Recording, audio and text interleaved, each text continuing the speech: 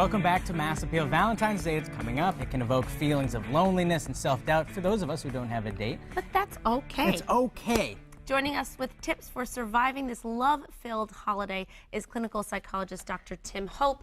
Dr. Hope, this is something that a lot of people do deal with, is being single on Valentine's Day.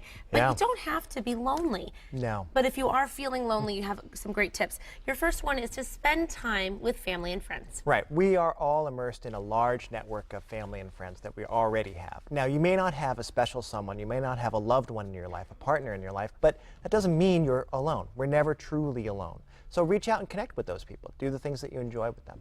It's also important that we don't think less of ourselves, too, because I think especially around this day that's centered all around love, if we don't have love in our lives in that sort of way, we get a little upset about it. Yeah, Valentine's Day is a commercial creation, right? So really, we all sort of feed into it a little bit. And we try not to feed into it because we start to feel bad. Oh, geez, I don't have someone I can buy something for, or someone my sweetie is not going to be giving me. That doesn't mean you're any less of a person if you're not connected with someone else. Treat yourself, take care of yourself, enjoy yourself. Right, because it's not necessarily a bad thing that you are single. Right. Right, so you also don't want to go searching for someone because it's okay to be single. It doesn't mean you're lonely. Yes, and so many people that I've talked with, and in my own life too, when we're alone and when we're thinking about connecting with someone, we try searching for someone. The more we look, the harder we try. The harder we try, the more effort we seem to be putting into it, and as we're putting effort into it, it doesn't come off natural. We're not ourselves. When we're ourselves, when we're doing the things that we enjoy, when we relax and we're not looking for love, that's when love seems to come and find us. It's always the way. It is very true. I definitely have a lot of life stories that resemble that. And now, one way to not kind of think about love and to take your energy at other places is to hit that gym. Yeah, exercise is just plain good, right? And so exercise is good for our well-being, it's good for our emotional health, it's good for our self-confidence.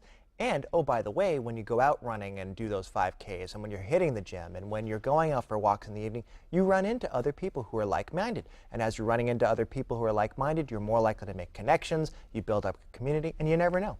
And you may not fall in love with a person, but why not try something new? You may fall in love with a hobby.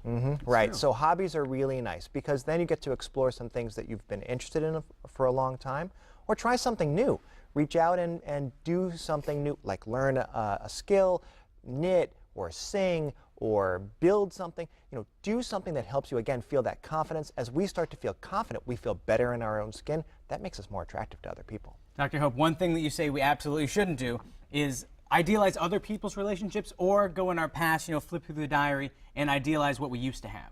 Yeah, when we are lonely, when we're feeling that disconnection, it is very easy to look at the bright side of previous relationships or the bright side of other relationships. Now remember, there's a reason we're not in those relationships anymore, and some of them are really good reasons, right?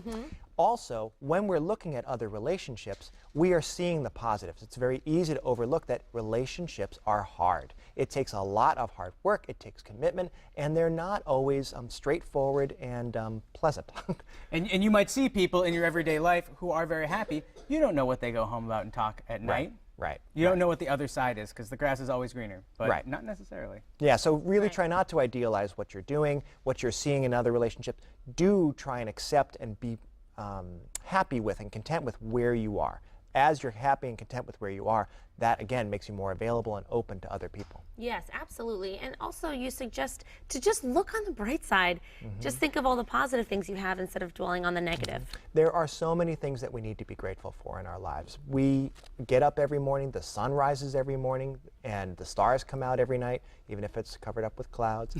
So there are beautiful things to every day. Learning to accept those things, learning to appreciate those things really helps us to be positive.